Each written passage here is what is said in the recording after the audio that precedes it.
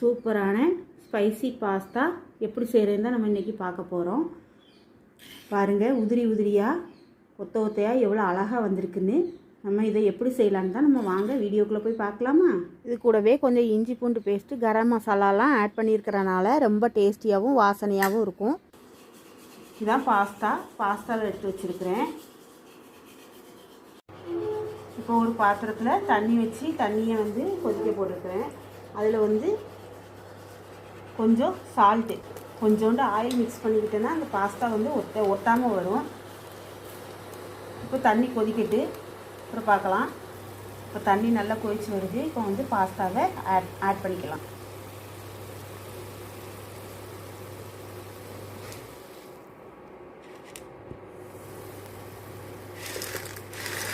Pasta 5 நிமிஷத்தில் வெந்துடும். அதுக்குள்ளே நம்ம தக்காளி வெங்காயம்லாம் கட் பண்ணிடலாம்.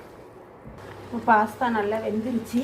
இதை ஒரு வடிகட்டி வச்சு வடிகட்டிட்டு அதுக்கப்புறம் நம்ம குளிர்ந்த தண்ணியில் கழுவி எடுத்துட்டு அதுக்கப்புறம் பார்க்கலாம். அதுக்குள்ளே தக்காளி வெங்காயம் வதக்கிடலாம். இப்போ அடுப்பை பற்ற வச்சு அதில் கடாய் வச்சாச்சு.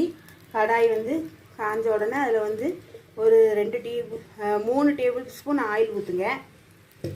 ஒரு 3 டேபிள் ஸ்பூன் ஆயில் ஊற்றிங்கன்னா நல்லா ஒட்டாமல் வரும். ஆயில் நல்லா காஞ்ச உடனே இதில் கடுகு எதுவுமே நம்ம போட தேவையில்லை. நான் ஒரு பெரிய சைஸ் பல்லாரி வெங்காயத்தை எடுத்து கட் பண்ணி வச்சுருக்கிறேன். இது ஆயில் காஞ்ச உடனே அதை தான் அதில் ஆட் பண்ணணும்.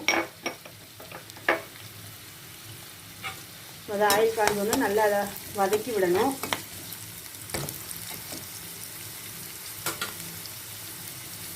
இப்போ நல்ல பாஸ்தாவை ஒரு வடிகட்டியில் நல்லா தண்ணி வடியை விட்டு எடுத்து வச்சுட்டு லைட்டாக குளிர்ந்த தண்ணி ஊற்றி கழுவி குளிர்ந்த தண்ணி ஊற்றி லைட்டாக அலச தான் செய்யணும். அலசி இப்படி வச்சோன்னா ஒன்றோடு ஒன்று ஒட்டாமல் வரும். இந்த பாருங்கள், ஒன்றோடு ஒன்று ஒட்டாமல் இருக்கும். சரியா எடுத்து வச்சுக்கோங்க. இப்போ வெங்காயம் நல்லா வதங்கிட்டு இருக்கு. இந்த ஸ்டேஜில் நம்ம தக்காளியை ஆட் பண்ணிக்கலாம். ஒரு 2 தக்காளியை ஆட் பண்ணியிருக்கிறேன். இது ஸ்பைசி பாஸ்தா, அப்போ கொஞ்சம் புளிப்பாக இருந்தால் தான் நல்லாயிருக்கும். புளிப்பான இந்த பாஸ்தாவுக்கு இது கரெக்டான இது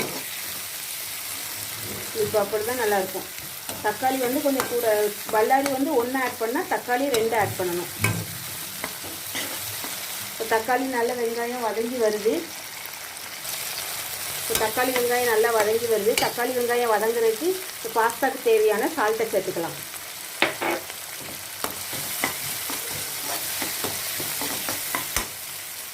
இது குயிக்காக 5 நிமிஷத்துலேயே செஞ்சு முடிச்சிடலாம். நீங்கள் வீட்டில் டக்குன்னு செய்யணுன்னா இந்த பாஸ்தாவை நீங்கள் ட்ரை பண்ணி பார்க்கலாம். எல்லாம் வீட்டில் இருந்துச்சுன்னா நம்ம கடகடன்னு செஞ்சு முடிச்சிடலாம். கொஞ்சம் நல்லா வதங்கட்டு. இப்போ தக்காளி வெங்காயம் நல்லா வதங்கி வருது.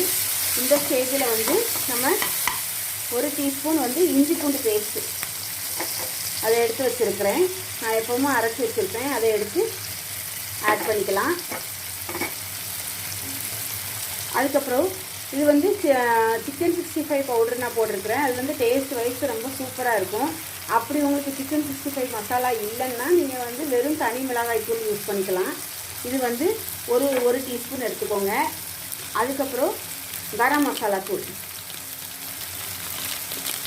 இது நம்ம கடையில் வாங்கி வச்சதும் சேர்த்துக்கலாம், நம்ம வீட்டில் அரைச்சி வச்சதும் சேர்த்துக்கலாம். நான் இந்த மட்டன் மசாலா கொஞ்சம் ஆட் பண்ணிக்கிறேன். இது டேஸ்ட் வைஸ் ரொம்ப சூப்பராக இருக்கும். இந்த கரம் மசாலா ஒரு 1/2 டீஸ்பூன் சேர்த்துக்கோங்க. போட்டு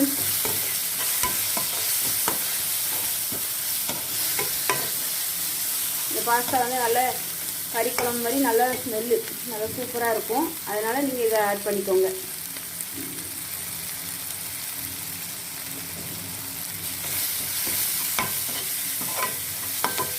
இது நல்லா வதங்கி வருது. இந்த ஸ்டேஜில் இப்போ நல்லா வதங்கி வருது. இந்த ஸ்டேஜில் டொமேட்டோ கெட்சப் கொஞ்சம் ஊற்றணும். நீங்கள் சோயா சாஸ் வேணுன்னா ஆட் பண்ணிக்கலாம். நான் சோயா சாஸ் சேர்க்க மாட்டேன். அதனால் டொமேட்டோ கெட்சப் கொஞ்சம் ஆட் பண்ணிக்கோங்க. டொமேட்டோ சாஸ் இல்லைன்னா கெட்சப் ரெண்டு எது வேணாலும். இது நல்லா வதங்கும் போது அந்த ஸ்டேஜில் நம்ம எடுத்து வச்சுருக்கிற பாஸ்தாவை ஆட் பண்ணிக்க வேண்டியதான். பார்த்தீங்களா, உடனே நீங்கள் வடிகட்டிட்டு வேக வச்ச உடனே குளிர்ந்த தண்ணியில் இப்படி லைட்டாக அலசி வச்சுட்டீங்கன்னு வைங்களேன், எப்படி நல்லா ஒட்டினோடு ஒன்று ஒட்டாமல் வந்து வரும். இதை நல்லா மிக்ஸ் பண்ணிக்கலாம்.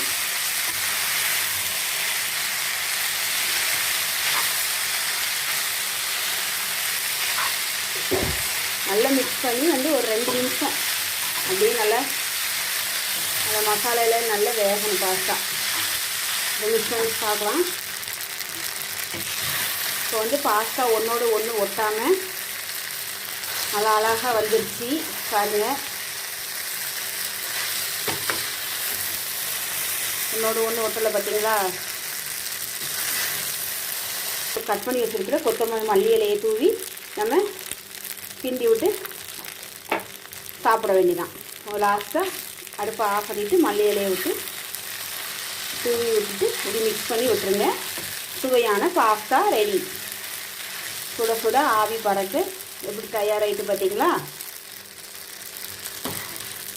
இப்போ சுட சுட நல்லா ஆவி பறக்க ஸ்பைசியான பாஸ்தா வந்து ரெடி ஆகிட்டு அதோடு ஒன்று ஒட்டாமல் எவ்வளோ அழகாக வந்திருக்குன்னு பார்த்தீங்களா? சூப்பராக பாஸ்தா ரெடி ஆகிட்டு நீங்களும் இதே மெத்தடில் சீக்கிரம் ஒரு 5 நிமிஷத்துலேயே செஞ்சிடலாம். அந்த பாஸ்தா வேகிறதுக்கு ஒரு 5 நிமிஷம், தண்ணி கொதிக்க வைக்கிறதுக்கு ஒரு 5 நிமிஷம், அதுக்கப்புறம் அதுக்குள்ளே அந்த கேப்லேயே வந்து நீங்கள் இதை வதக்கி வைக்கிறனாலும் வதக்கி வச்சிடலாம். அப்போ உங்களுக்கு டைம் கொஞ்சம் நல்லா சேவ் ஆகும். இப்போ இந்த எக்ஸ்ட்ரா வேணும்னா கொஞ்சம் சாஸை வந்து ஆட் பண்ணிக்கலாம். ஆட் பண்ணி சாப்பிட்டா ரொம்ப டேஸ்டியாக இருக்கும். இதே மெத்தடில் நீங்கள் ட்ரை பண்ணி பாருங்கள். சூப்பரான ஸ்பைசி பாஸ்தா ரெடி ஆகிட்டு. தெரில பாஸ்தா செஞ்சு பார்த்துட்டு எனக்கு எப்படி இருக்குன்னு கமெண்டில் சொல்லுங்கள். என்னுடைய வீடியோ பிடிச்சிருந்தா உங்கள் கெவின் விலாக்ஸை சப்ஸ்கிரைப் பண்ணுங்கள், லைக் பண்ணுங்கள், ஷேர் பண்ணுங்கள், கமெண்ட் பண்ணுங்கள். பாய்.